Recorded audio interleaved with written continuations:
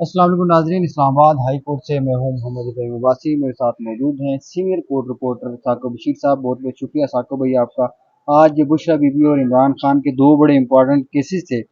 उनमें बरीयत की जो है दरखास्तें लगी हुई थी, लेकिन एक के हैरानकुन चीज़ ये थी कि जो तोशा खाना वन केस है उसके अंदर बुशरा बीबी की जो है वो बरीयत की दरखास्त समात के लिए मुकर्रर नहीं की गई थी। इसके ऊपर क्या समझते हैं कि आपके ये जो चीफ साहब तब्दील हुई उसके बाद ये सारा मामला इमरान खान साहब के केसेस मुकर्रर होना शुरू हो गए क्या, और कमरे अदालत के अंदर आज क्या हुआ वो जरा नाज़रीन को बताइएगा। नहीं, वो चीफ साहब की तब्दीली के असरात में जल्दी तो नहीं आएंगे, थोड़ा टाइम लगेगा। लेकिन जो आज की जो समात थी वो 31 जनवरी के बाद 1 अप्रैल को समात हुई थी और 1 अप्रैल के बाद आज समात हुई है।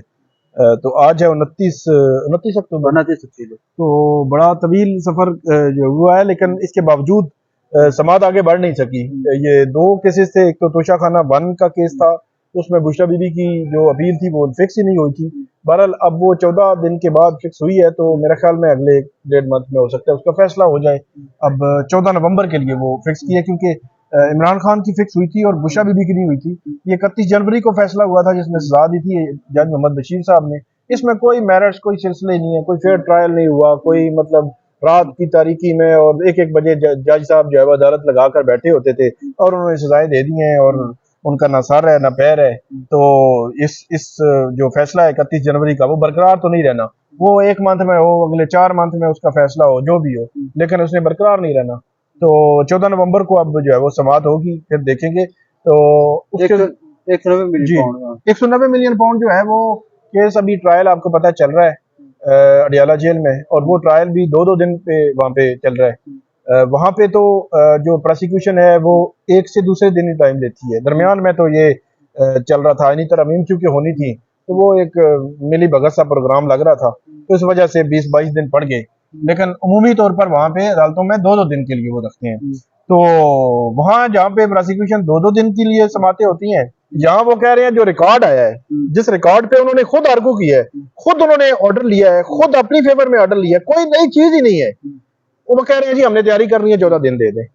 और कोर्ट ने भी नहीं पूछा, और इवन इमरान खान के वकील जो है उन्होंने भी नहीं कहा कि यार के मतलब ये वही रिकॉर्ड है ना जो आपने वहां पे पेश किया है, आपने केस लड़ा है, आपने बरियत की दरखास्त खारिज करवाई है, वही ऑर्डर है जो आपकी जो है वो प्रोसिक्यूशन के बाद जो है वो ऑर्डर हुआ है। तो ये उन्होंने भी नहीं कहा। मतलब ऐसे लगता है वो भी कह रहे थे चले ठीक है, चले आगे चले जा रहे मिल जाएंगे। हाँ, तो दिन मिल जाएंगे। तो उन्होंने फिर दिया भी नहीं था, कोर्ट के पहले जो है वो दे देते हैं कोई कॉपी इस किस्म की जमा हो। तो उसमें भी फिर 7 नवंबर की तारीख जो पड़ गई है, क्योंकि वो केस तो अब उसमें उन्होंने कहा कि हमारे लिए बड़ी ऑकवर्ड पोजीशन हो जाएगी, क्योंकि वो आखिरी मराइल में है। तो वहां पे प्रोसिक्यूटर ने ये जो है वो शिकायत भी लगाई कि जी 25-28 समातें हो चुकी हैं, तो ये आखिरी जरा इनकी मुकम्मल नहीं हो रही तफ्तीशी अफसर पर। तो उन्होंने बहरहाल कहा कि चलें आप गैर जरूरी इल्तवा न करें, लेकिन बहरहाल आपका जो है वो हक है, आप जितनी भी जो है वो टाइम लें। दूसरी जानिब जो प्रोसिक्यूशन ने कहा कि बुशरा बीबी नजर नहीं आ रही जी, बुशरा बीबी ने जमानत हुई थी और उनकी अपील के दरमियान मौजूदगी जरूरी होती है, तो वो जो नजर नहीं आ रही, तो उनकी जानिब से बताया गया कि वो बीमार है। वो कल भी नहीं आई थी 190 मिलियन पाउंड केस में, सजना था उनका। आज भी वो तोशा खाना 2 केस जो हुआ है अडियाला जेल में, उसमें उनकी जो है वो समात उसमें मौजूद नहीं थी, तो आज यहाँ पे भी मौजूद नहीं थी। तो वो उनकी बीमारी की वजह से वो नहीं आई, तो अदालत ने फिर कहा कि चले नेक्स्ट टाइम जो है वो देखते हैं, अब अपीलें तो आगे बढ़े ना, क्योंकि जब बेल हो जाती है किसी मुलजम की किसी अपील में, तो वो अपीलों के दौरान उसकी मौजूदगी जरूरी होती है। तो इसलिए अदालत जो है वो कह रही थी कि वो आए। वो आए। अच्छा साकिब साहब, अब थोड़ा सिलेबस से हटके क्वेश्चन पूछते हैं कि जी जी। इस्लामाबाद हाई कोर्ट जो है वो चीफ जस्टिस साहब, पहले ये कहा जा रहा था कि वो कह रहे हैं कि हमें सुप्रीम कोर्ट में लेके जाया जाए मुबैना तौर पर। अब chief justice Islamabad high court आपकी नज़र में वो क्या सोचेंगे, यहाँ पे आईनी बेंच का सरबराह बनना वो पसंद करेंगे या फिर वो सुप्रीम कोर्ट जाना पसंद करेंगे, इसको किस नज़र से देखते हैं। हाँ, अभी तक तो असल में कोई मतलब वो रिटर्न में तो कोई चीज होती नहीं है ना कि ये एक्चुअली मामला है क्या, रिटर्न में कुछ नहीं होता। तो इसलिए इस पर कोई और कमेंट करना कि मामला किस तरफ जाएगा ये कबल अज वक्त होगा। लेकिन एक चीज जो इसमें देखने वाली है कि बेंचेस बनने हैं, आईनी बेंचेस हाई कोर्ट्स में भी, और वो एक जो करारदाद के लिए बनने हैं, करारदाद पास होगी पार्लियामेंट से मुश्तरका इजलास में 51 जो है वो की अक्सरियत से, उस करारदाद के बाद जो है वो हाई कोर्ट में इस्लामाबाद हाई कोर्ट के लिए या सूबाई असम्बलीज जो है पंजाब और सिंध और बलोचिस्तान केपी के लिए सूबाई असम्बलीज की जो करारदाद होगी उसके बाद वो आईनी बेंचेस बनेंगे।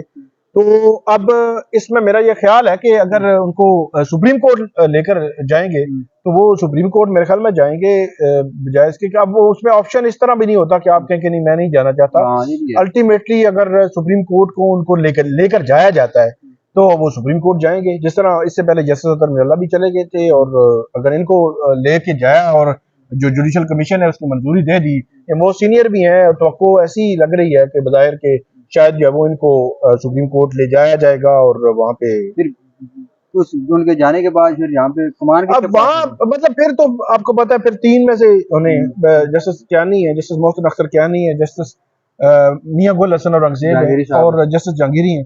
तो तीनों में से एक का इंतखाब होना है, तो वो फिर बड़ा इंटरेस्टिंग होगा क्योंकि हुकूमत जो है वो जस्टिस कियानी जो है उनको जिस तरह जस्टिस मंसूर अली शाह को पसंद नहीं करती, इनको भी पसंद नहीं, कि पसंद करने का उनका कोई मेरिट शेरिट नहीं है कि वो जो मेरिट पे वो मतलब ठीक नहीं है। मतलब कियानी साहब कॉम्पिटेंट भी हैं, मेरिट पे फैसले भी करते हैं, बिला झिझक फैसले करते हैं, बिला खौफ खतर फैसले करते हैं और बड़े दबंग किस्म के फैसले करते हैं जो बाकी जज नहीं करते। बेंच वन भी है लेकिन फैसले उस तरह नहीं होते। लेकिन हुकूमत का मसला मेरिट नहीं है, हुकूमत का मसला सिर्फ एक ही है कि जो हमें छेड़ेगा वो जो है वो फिर आगे नहीं आएगा, जो हमारे मुखालिफ के हक में फैसले देगा वो भी आगे नहीं आएगा। मसला सिर्फ सिंपल और सादा सा है और ये इसका ताल्लुक सियासत के साथ है, इसका ताल्लुक किसी जुडिशल इस्लाहत के साथ नहीं है, किसी और चीज के साथ नहीं है, सीधा सीधा सियासत के साथ ताल्लुक है।